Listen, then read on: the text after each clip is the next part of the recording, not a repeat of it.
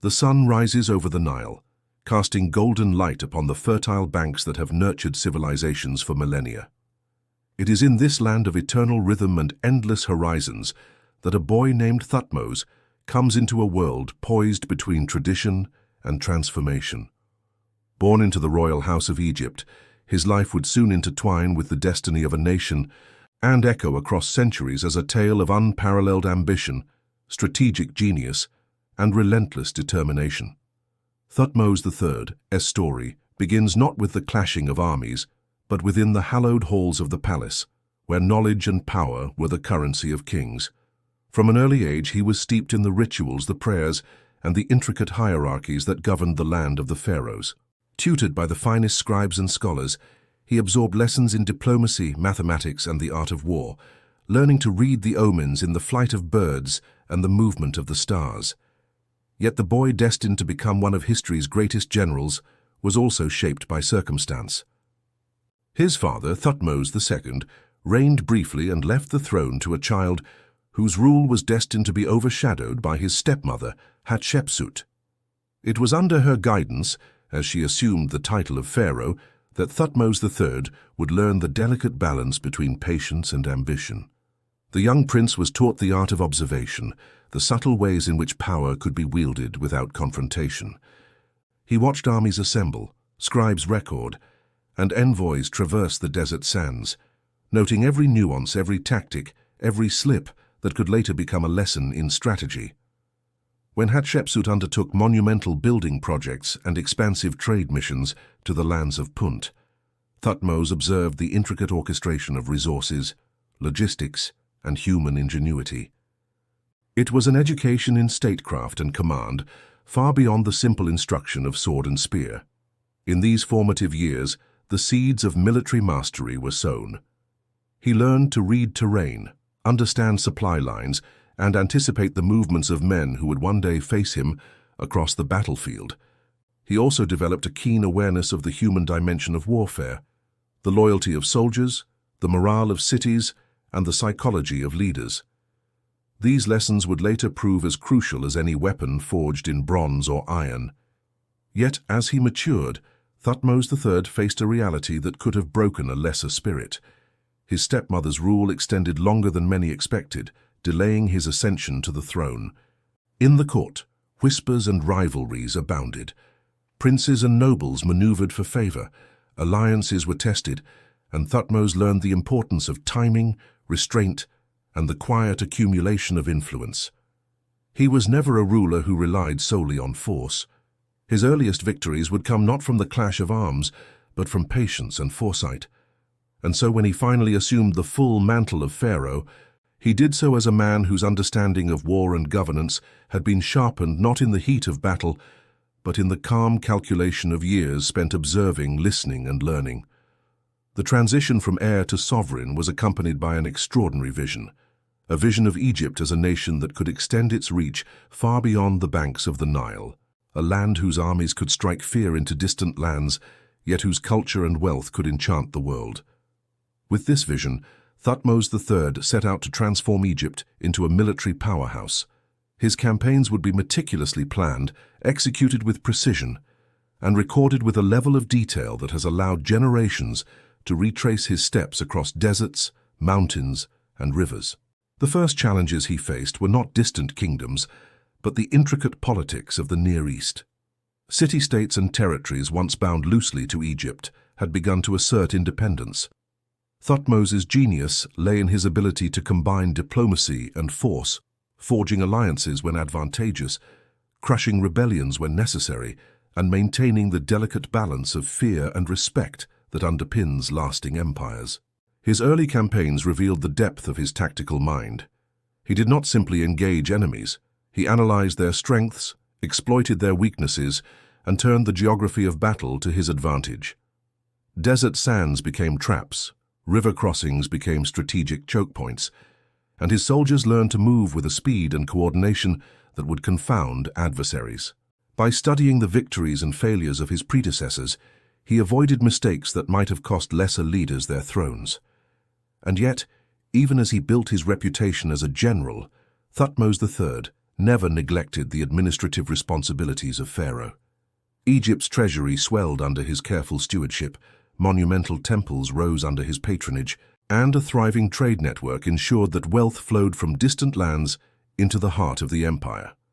He understood that conquest was not merely the capture of cities, but the maintenance of order, the projection of authority, and the integration of cultures. As the campaigns unfolded, the young prince who had once watched from the shadows of his stepmother's court now commanded legions with confidence and authority. His troops admired him not only for his courage, but for his meticulous planning, his knowledge of terrain and his ability to anticipate enemy movements. Stories from the field recount battles won through ingenuity rather than brute force. A feigned retreat here, a sudden flanking maneuver there, all executed with a precision that left adversaries bewildered. Even in these early stages of his reign, it became clear that Thutmose III was not merely a ruler or a general. He was a strategist, whose mind could map the unfolding of conflict with the clarity of a master artist sketching a canvas. And so, the stage was set. The boy who had learned in silence, who had waited for his moment, was now poised to leave a mark on history that would echo far beyond the sands of Egypt, shaping the destinies of nations and the very course of the ancient world. It was a beginning rooted in patience, observation, and a relentless pursuit of excellence, a beginning that would transform a kingdom, elevate a civilization, and carve the name of Thutmose III into eternity. The first campaign of Thutmose III as the full pharaoh would set the tone for a reign defined by unmatched military prowess. In the year he assumed personal control of Egypt, the Levant was a mosaic of city-states and small kingdoms, each with its own ruler, ambitions, and alliances. Many had grown bold in the decades of Egypt's relative disengagement, testing the limits of what the Nile's great power would tolerate. Among them, the kingdom of Kadesh stood as a significant challenge, a strategic fortress city controlling the trade routes that threaded through Syria and the Fertile Crescent. Thutmose's strategy was not born of reckless bravado, but meticulous preparation. He studied maps, learned from envoys returning from foreign lands, and consulted with his generals, many of whom had served under Hatshepsut or earlier pharaohs. Every contingent of his army, every supply caravan, every weapon was accounted for, and every possibility considered. When the time came, his forces moved with a precision that would become legendary. Thousands of infantrymen, archers, and charioteers traversed deserts under blistering sun and freezing nights, guided by officers trained to obey orders without hesitation. The king himself was present on the field, not merely as a figurehead, but as a leader whose presence inspired courage and discipline. The first major engagement tested his strategic genius. Facing a coalition of city-states fortified behind Kadesh's walls, Thutmose employed a combination of diversion and rapid maneuvering. His chariots, light and swift, harassed enemy flanks, while his infantry advanced in carefully measured formations. Supply lines were maintained with exacting rigor, ensuring that even in the heat of conflict, his troops remained fed, armed, and ready. The siege of Kadesh was not only a physical contest, but a psychological one. The king understood that the fear of defeat often breaks stronger armies than any blade. He used intimidation, feigned retreats, and sudden unexpected assaults to erode enemy morale. When the city finally fell, it was not simply a victory of arms, but a demonstration of calculated patience, discipline, and foresight. It was a declaration to all neighboring powers that Thutmose III's Egypt was once again the dominant force in the Near East. Yet military skill alone did not define him. He also understood the importance of post-battle governance. Conquered cities were not left to smolder in resentment. Administrators were installed, tribute systems organized, and trade routes secured. By intertwining conquest with economic integration, Thutmose ensured that his campaigns extended Egypt's influence without overextending its resources. Following Kadesh, he moved swiftly to subdue other rebellious territories. From Megiddo to Kadesh, each engagement revealing new layers of his strategic mind. At Megiddo, for instance, he faced a coalition of rulers who had fortified themselves along the narrow passes leading into the city. Many generals would have launched a frontal assault, risking thousands of lives in a desperate bid for glory. Thutmose observed, studied the terrain, and devised a different approach. Choosing a hidden route known only to a few guides, he led his chariots and infantry through a flanking path that took the enemy by surprise. The ensuing battle was swift, decisive, and nearly bloodless compared to what might have occurred in a conventional siege. His use of intelligence, reconnaissance, and terrain mastery set a standard for military thinking that would influence generals for generations. The Levantine campaigns also showcased his understanding of timing and momentum. Thutmose knew that prolonged warfare drained armies and morale alike. He struck with speed and precision, ensuring victories were not only impressive but sustainable. His records, etched meticulously on temple walls, detail movements of armies, quantities of supplies, and even the order in which units were to engage. They are among the earliest examples of military logistics recorded with such precision, reflecting a mind that treated warfare as both art and science. Beyond the battlefield, Thutmose's campaigns were acts of statecraft. He communicated with local rulers, negotiating surrender or alliance when possible. Cities that resisted were shown the consequences of defiance, but those that complied were often spared destruction, a tactic that encouraged cooperation rather than resentment. In this way, he extended Egypt's influence through a mixture of force, diplomacy, and psychological strategy. Charioteers became symbols of fear and efficiency, infantrymen exemplars of discipline, and Thutmose himself a figure who embodied the authority of a god-king. The coordination of such campaigns required not only brilliant tactics, but deep understanding of human behavior. He learned to predict enemy movements, anticipate betrayals, and exploit weaknesses, lessons drawn from years of observation during Hatshepsut's reign and sharpened in the crucible of war. By the time he had secured the northern reaches of Canaan, his reputation had begun to spread beyond the borders of Egypt. Envoys carried word of his victories to the courts of Mitanni, Nubia, and Assyria, establishing a network of recognition and respect that would facilitate future campaigns. Yet Thutmose's genius lay not only in victories, but in the legacy he built from them. Each conquest brought back tribute, exotic goods, and captives who would contribute to Egypt's cultural and economic life. Obelisks were erected, temples expanded, and inscriptions recorded the triumphs in the language of eternity. These records served a dual purpose. They immortalized his achievements and sent an unmistakable message to potential adversaries that defiance would meet a calculated, overwhelming response. His early campaigns also reveal a dimension often overlooked: his adaptability. Battlefields were unpredictable, and even the most thorough plans could encounter unexpected obstacles. When rivers swelled, paths blocked, or enemy alliances shifted, Thutmose adjusted strategies on the fly, demonstrating an intuitive grasp of probability and consequence. This flexibility, combined with relentless discipline, allowed him to turn potential disasters into victories.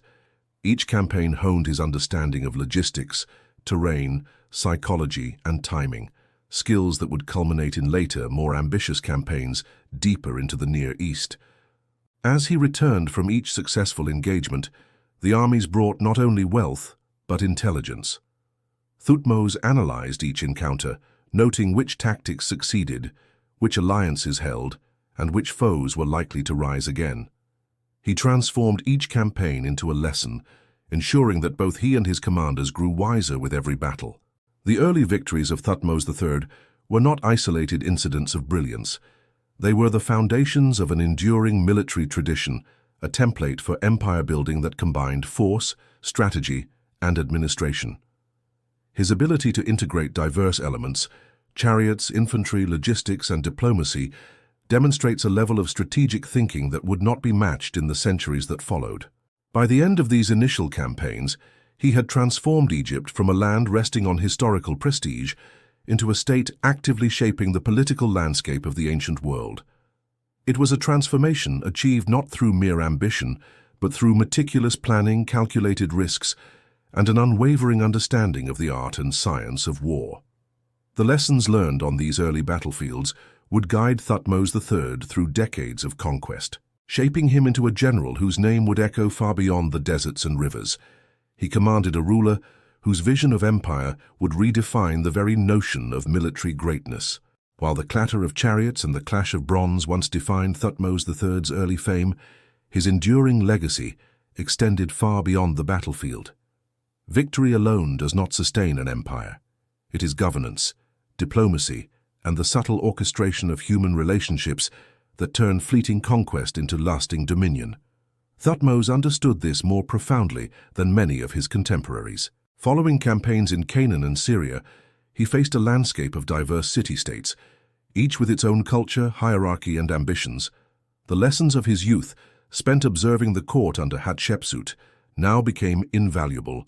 He knew that conquest was not an end in itself, but a means to create networks of loyalty, tribute, and influence.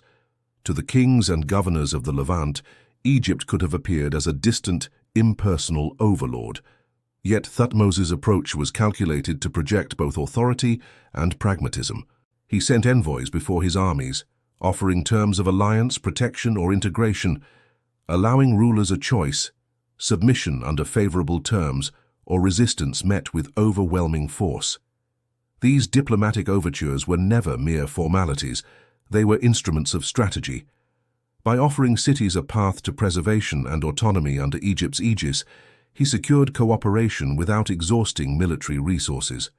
Some historians describe this approach as an early form of soft power, but in Thutmose's hands, it was inseparable from military discipline, a dual system of persuasion and coercion. Conquered territories were carefully integrated into Egypt's administrative apparatus. Governors were appointed from loyal elites, often accompanied by Egyptian scribes to oversee taxation, labor, and tribute collection. Strategic marriages and alliances with local nobility reinforced loyalty, while military garrisons ensured security. Trade routes were protected and expanded, allowing not only for the extraction of wealth but for the flow of ideas, artisans, and culture back to the Nile. His records reveal a sophisticated understanding of resource management. Grain from Canaan, timber from Lebanon, and precious metals from Nubia all fueled Egypt's growing prosperity. These campaigns, while martial in origin, became exercises in economic and cultural integration. Beyond administration, Thutmose's diplomatic vision extended to the courts of distant powers, from Mitanni in northern Mesopotamia to the Nubian kingdoms in the south. He recognized that Egypt's security depended as much on the perception of strength as on actual conquest. Letters and emissaries traveled for months, carrying messages of friendship, alliance, or warning. By intertwining diplomacy with military capability, he created a web of influence that extended Egypt's reach far beyond the Nile's floodplains. Yet diplomacy was not without its dangers. Rival powers watched, envoys reported, and treachery was ever present. Thutmose met these challenges with careful intelligence gathering and strategic foresight. Scouts and spies collected information on enemy movements, alliances, and fortifications. Reports were analyzed and acted upon with precision, allowing him to preempt threats before they materialized. The combination of battlefield brilliance and political acumen made him a figure both admired and feared, a ruler whose reputation carried weight long before his armies arrived. Even within Egypt, Thutmose's administration reflected his commitment to strategic foresight. Temples and monuments were constructed not merely as expressions of religious devotion, but as tangible symbols of authority and legitimacy. Every obelisk, every carved relief, every temple wall chronicled victories, alliances, and the pharaoh's role as a divine intermediary. These acts of statecraft served a dual purpose: reinforcing loyalty among the populace and projecting power outward to neighboring lands. In times of rebellion or unrest, Thutmose's combination of administrative oversight and rapid military response allowed him to stabilize regions without unnecessary destruction. He understood the importance of perception. A city that resisted, but was spared unnecessary devastation, often became a stronger ally than one crushed entirely. Similarly, he cultivated loyalty among his generals and administrators through careful selection, reward, and oversight. Meritocracy played a role alongside tradition. The most capable officers were elevated, while those who faltered were disciplined. This ensured that the machinery of conquest and governance operated efficiently, from the supply lines that stretched across deserts to the scribes recording tribute in meticulously organized registers. The pharaoh's attention to detail extended to the minutiae of logistics. Caravans carrying grain, weapons, and raw materials were timed and routed with precision. Army movements considered seasons, river levels, and weather patterns. Every detail was accounted for, allowing campaigns to proceed smoothly and reducing the attrition that so often plagued ancient armies. Thutmose III's ability to combine the strategic, the administrative, and the psychological set him apart from his predecessors.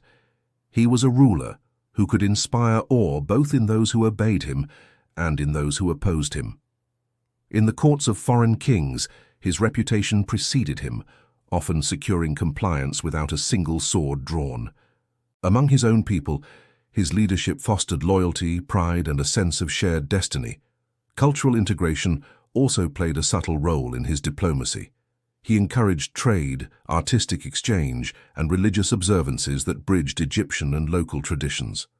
By acknowledging local customs while asserting overarching authority, he reduced the likelihood of rebellion and cultivated a sense of stability. The architecture, inscriptions, and artifacts of this period reflect not only Egypt's wealth, but its ability to absorb and harmonize diverse influences. Even in regions far from the Nile, Egyptian presence was felt in markets, temples, and administrative offices. These measures highlight a key truth about Thutmose III's reign. Conquest was inseparable from administration. An empire built solely on force is fragile. One sustained through governance, diplomacy, and cultural integration endures. By attending to these dimensions, Thutmose ensured that his victories were not fleeting triumphs, but enduring foundations for Egypt's dominance. His approach also demonstrates a remarkable understanding of human behavior. He recognized that loyalty could be cultivated as effectively as fear, that alliances could secure stability as reliably as armies, and that a ruler who combined wisdom with might commanded far more respect than one who relied solely on violence. The pharaoh's inscriptions, temples, and monumental constructions thus tell a story not only of military conquest, but of governance, foresight, and vision. By the end of these years, Thutmose III had transformed Egypt into a state whose influence stretched from the deserts of Nubia to the mountains of Syria, a realm that combined military supremacy with sophisticated administration, diplomacy, and cultural integration.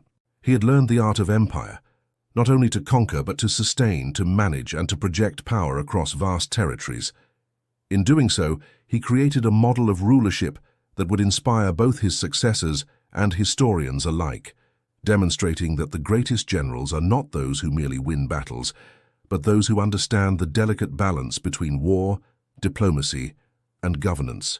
The pharaoh who had begun as an observer in his stepmother's court had become a master of statesmanship, a strategist whose vision extended beyond the battlefield, and a ruler whose ability to shape the political and cultural landscape of the Near East would endure long after the dust of conquest had settled. It was during the campaign that would become the hallmark of his military genius that Thutmose III truly cemented his reputation as the greatest general of his age. The year was 1457 BCE, and the city of Megiddo, a fortress perched strategically at the gateway between Egypt and the Levant, stood as both prize and challenge. Its rulers, sensing the opportunity to assert independence from Egypt, had formed a coalition of rebellious vassals and allies, amassing an army whose size and discipline rivaled any Thutmose had faced before. This confrontation demanded not only courage, but brilliance, for Megiddo's location offered natural defenses, narrow mountain passes, fortified hills, and river obstacles that had foiled lesser armies. Thutmose approached the campaign with meticulous preparation. He studied the terrain firsthand, accompanied by scouts who mapped hidden routes, evaluated enemy positions, and reported potential ambush sites. This reconnaissance allowed him to visualize the battlefield in ways that went far beyond the conventional planning of his contemporaries. Unlike many rulers who relied on brute force, Thutmose relied on foresight, precision, and the careful orchestration of his forces. As his army advanced, he demonstrated a mastery of logistics rarely seen in the ancient world. Supplies of grain, water, and equipment were coordinated with military movements so that troops remained well-fed, rested, and ready to engage. Chariots were positioned to exploit speed and shock, while infantry formations were arranged to maximize flexibility and defense. Every soldier knew his role, every officer his orders, and the army moved as a cohesive unit rather than a chaotic mass. When the coalition forces of Megiddo confronted him, the rebels believed their fortified position and superior numbers would guarantee victory.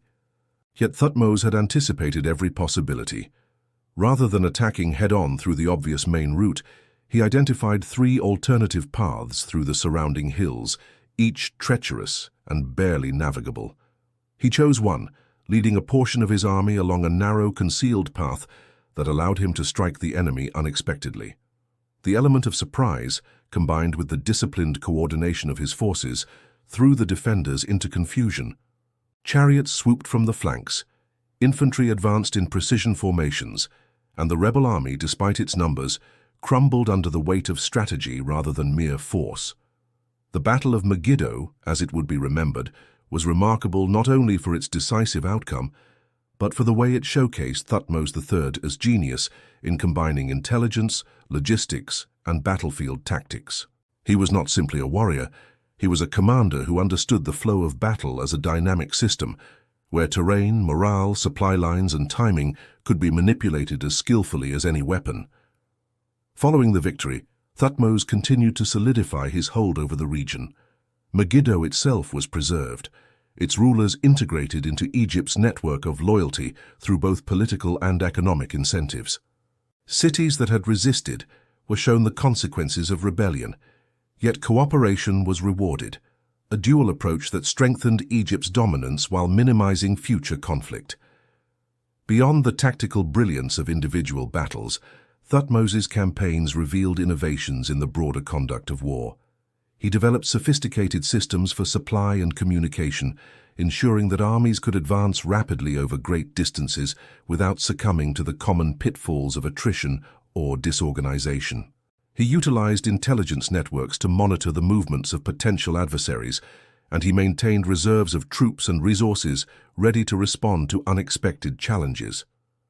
These innovations were not temporary solutions, but enduring frameworks for empire building. They allowed Thutmose to conduct simultaneous campaigns across multiple regions, maintaining pressure on rebellious states while consolidating his own authority.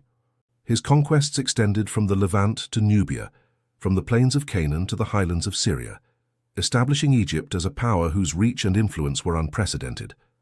The king's approach to warfare was as psychological as it was physical. He understood that fear and respect were forces as potent as any army. The mere knowledge of Thutmose's presence and his reputation for strategic brilliance could compel cities to surrender without bloodshed. Envoys carried reports of his victories, and word spread that the pharaoh not only commanded forces with unmatched skill, but also possessed the insight to foresee enemy maneuvers before they occurred. Thutmose's campaigns also demonstrated a remarkable adaptability. Each new battlefield presented unique challenges, whether rivers that impeded movement, mountains that constrained formations, or alliances that shifted unpredictably. He adjusted his tactics accordingly, deploying troops in novel configurations, coordinating surprise attacks, and exploiting vulnerabilities with precision. This flexibility ensured that even in the face of unexpected setbacks, the momentum of his campaigns rarely faltered. One of the lesser-known aspects of his strategy was his attention to engineering and siegecraft. When confronted with fortified cities, Thutmose employed techniques that combined practical ingenuity with psychological pressure. Siege ramps, coordinated assaults, and cutting off of supplies were executed with meticulous timing. Beyond simply breaching walls, he understood the importance of demonstrating Egypt's capacity to control and dominate, thereby deterring future rebellions. Throughout these campaigns, Thutmose maintained a remarkable balance between aggression and prudence. He was relentless in pursuing objectives, but calculated in avoiding unnecessary losses. He understood that the sustainability of an empire depended not on momentary glory, but on long-term stability and control.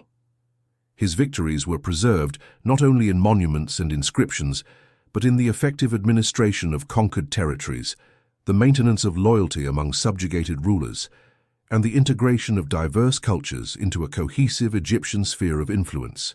By the conclusion of his Syrian campaigns, Thutmose III had achieved what few in history ever could: the projection of power across a vast and complex region, conducted with both strategic brilliance and administrative foresight.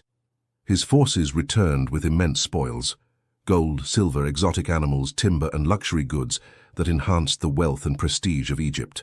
But perhaps more enduring than the material gains was the demonstration of a military mind capable of coordinating tens of thousands of troops across vast distances, manipulating terrain, timing, and intelligence to achieve objectives with precision and efficiency.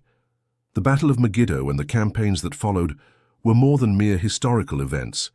They were lessons in leadership, planning, and the art of empire. They reveal a ruler who understood that the greatest generals are those who combine courage with strategy, intuition with logistics, and force with diplomacy.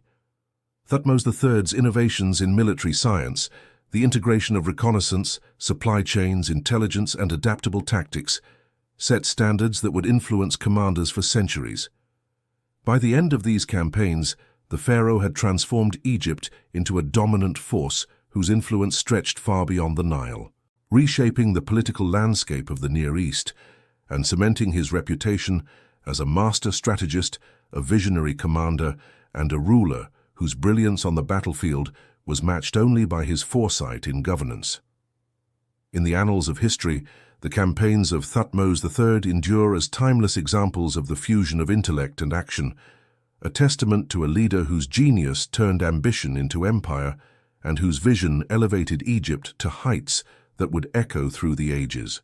As the sun set over the Nile, casting long shadows across temples, palaces, and fields, the reign of Thutmose III had transformed Egypt into a land unrecognizable from the one he had inherited.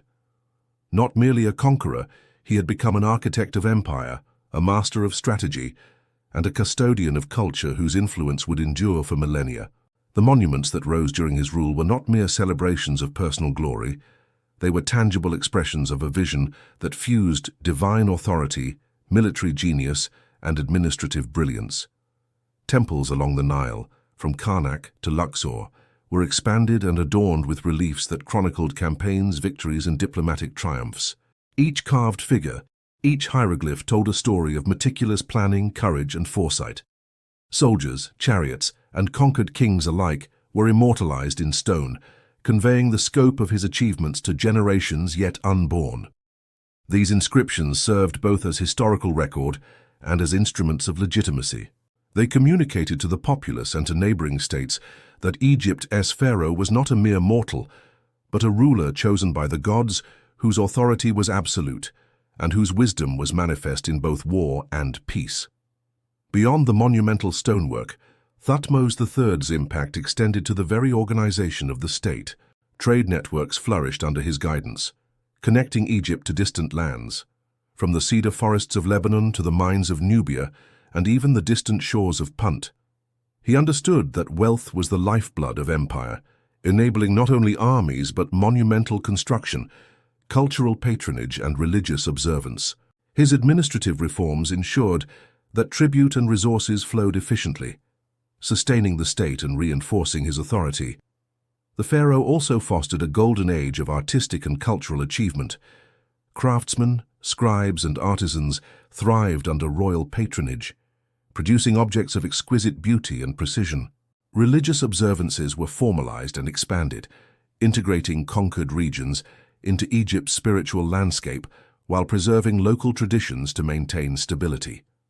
In this way, Thutmose III balanced force with persuasion, conquest with integration, and power with cultural diplomacy. His approach to empire building reflected a deep understanding of human society. He recognized that loyalty, order, and stability were as crucial as victories on the battlefield. Rebellions were met with decisive action, yet capable administrators, local elites, and diplomatic overtures ensured that peace was sustainable. By intertwining military success with governance, He created a system that endured long after his campaigns had concluded. The pharaoh's legacy was not confined to his lifetime. Generations of Egyptian rulers looked to his model of leadership, strategy, and statecraft. His campaigns became textbooks of military science, his administrative reforms templates for governance, and his monuments enduring symbols of what a determined, visionary leader could achieve. Scholars and scribes would study his inscriptions, learning the art of coordination, logistics, and diplomacy that had allowed a kingdom to project power across vast distances. Even the names of cities and distant lands were etched into history, a testament to the reach of his ambition and the effectiveness of his methods. Yet perhaps the most enduring aspect of Thutmose III's legacy was the example he set as a leader who combined intellect with action. He demonstrated that mastery is not a matter of brute force alone, but of observation, preparation, and the ability to adapt. From his early years observing the court under Hatshepsut to the deserts and mountain passes of the Levant, he cultivated a mind capable of envisioning entire campaigns before a single arrow was loosed. His life was a lesson in patience and foresight, waiting for the right moment, learning from observation, and then acting decisively. The cultural and religious dimensions of his reign also reflect a ruler deeply attuned to symbolism and ideology. Temples and statues were not mere displays of wealth or power. They were instruments through which he communicated divine authority, moral order, and the unity of the empire. Even in death, Thutmose III was enshrined among the gods, his tomb in the Valley of the Kings a final testament to a life devoted to the service of Egypt and its enduring legacy. In retrospect, the achievements of Thutmose III transcend the sum of his victories. He reshaped Egypt's military, political, and cultural landscape, creating a model of leadership whose influence echoed far beyond his lifetime. By combining strategic brilliance with administrative skill, by uniting conquest with diplomacy, and by integrating culture with governance, he forged an empire whose stability and grandeur would endure for centuries. His name, carved into the walls of temples, recorded in annals, and remembered in history, stands as a symbol of what can be achieved when vision, intellect, and courage converge.